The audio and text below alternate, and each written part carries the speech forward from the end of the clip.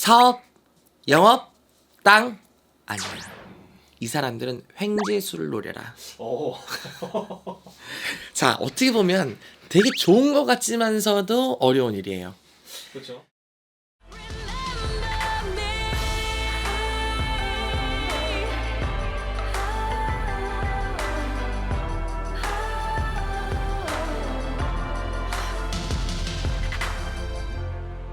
Remember me.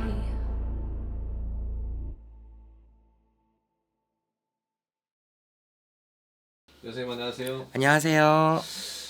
사람마다 이제 이 돈 관리하는 방식이 다른데 이거를 띠별로 좀 나눈다면 참 어떻게 하면 참 좋을까? 우선은 우리가 12, 12지신 띠에는 다 각기마다 갖고 있는 천성 고유적인 성향이라는 게 있어요. 거기에 따라서 내가 살아가는 환경, 배경, 습관 이런 것들이 이제 섞여서 조금씩은 달라 보이는 건데 천성적인 건 변하지 않아. 그래서 오늘은 제가 이제 띠별로 이제 나눠 놓은 게 뭐냐면 첫 번째가 이제 소띠, 쥐띠, 양띠, 뱀띠, 토끼띠 요 5가지 띠는 네. 어디다 묻어? 땅에다 묻어라. 어. 땅이라고 하면 뭘까요?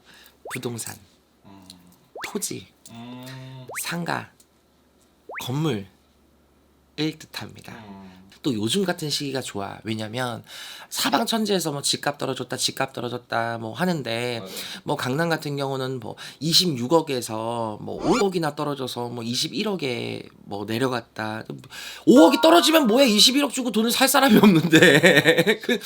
근데 일각에서는 그렇게 얘기하죠. 떨어지는 게 아니라 제 가격을 찾아가고 있는 거다. 이렇게 또 얘기를 해요. 맞아요. 그리고 올해보다는 내년이 더 부동산 거래가 오히려 활발해질 수가 있어요. 오. 왜냐면 내년 되면 더 떨어질 거라고 생각을 하고 올해 사지 말고 내년에 사자.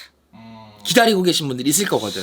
뭐 물론 집을 갖고 계셨던 분들은 애가 타고 속이 타겠지. 금리는 올라가지. 이자는 감당해야 되지. 집값은 떨어지지. 지금은 집값에 팔아도 이 팔아서 받은 금액으로 은행 대출 상환이 안 될 정도래요.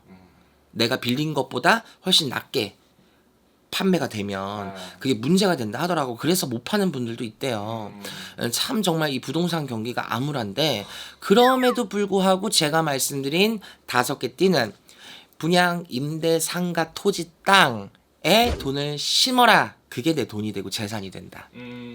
제가 말씀드린 이 땅에 말 그대로 흑토지신 오명, 음양, 오에게 땅의 기운을 제일 많이 받는 띠들이에요.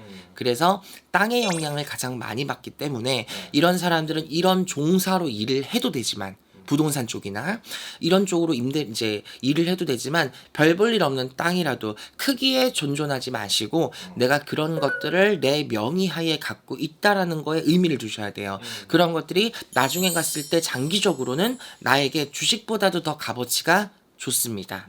그리고 자, 용띠, 네.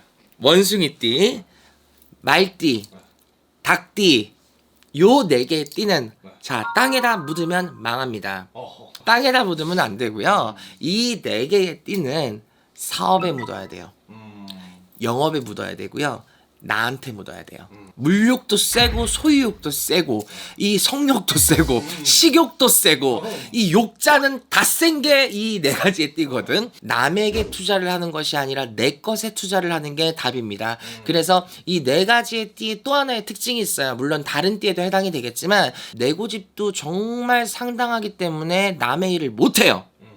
남한테 비비는 게 안 되고 남의 똥구녕을 하는 게 절대로 안 돼. 그리고 일단은 기분이 좋고 안 좋은 거에 포커 페이스가 일단 안 됩니다. 그렇기 때문에 절대 남의 일을 해서 자수성가를 할 수가 없어요. 내 재산 자체를 길르는 거에 연연하지 말고 정말 강단 있게 쭉쭉 가라. 그게 내가 돈을 낳는 일이야. 돈을 써야 돈이 들어오듯이 자, 돈이 돈을 끌고 오는 거고 돈이 돈을 낳는 거예요. 자, 마지막으로 범띠, 돼지띠, 개띠입니다. 자, 이 사람들은 사업, 영업, 땅 아니야. 이 사람들은 횡재수를 노려라. 오. 자, 어떻게 보면 되게 좋은 것 같지만서도 어려운 일이에요. 그렇죠. 횡재수란 자, 뜻하지 못한 금액을 내가 안았을 때 그게 횡재수잖아. 그러면 사람들이 막연하게 복권을 생각해요. 로또? 뭐 연금 복권? 막 이런 거를 저도 지금 그렇게 그치. 생각해요. 물론 그런 것도 횡재수가 될 수 있죠. 자, 근데 또 다른 횡재수가 있습니다. 네. 자, 예금, 적금, 펀드, 코인, 주식. 이것도 횡재수예요. 그렇죠.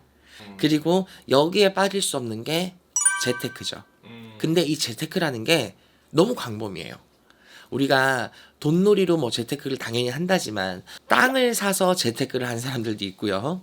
그렇죠? 뭐 건물을 상대로 재테크를 한 사람, 부동산 재테크도 있을 거고요. 금 재테크도 있을 거고요. 굉장히 많잖아요.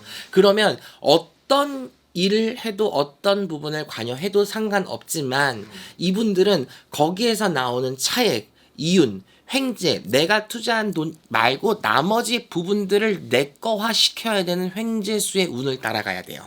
하지만 이 횡재수를 노리는 이 세 가지의 띠에는 치명적인 단점이 있습니다. 이 사람들은 운기의 영향을 너무 많이 받아요. 우리가 위에서 얘기했던 띠들은 운기의 영향 물론 받을 수 있지. 하지만 직접적으로 크게 받지 않아요. 그래서 나라의 영향 받고 경제의 영향 받고 부동산의 영향 받고 이러다 보면은 내가 횡재수를 노릴 만한 게 없어요.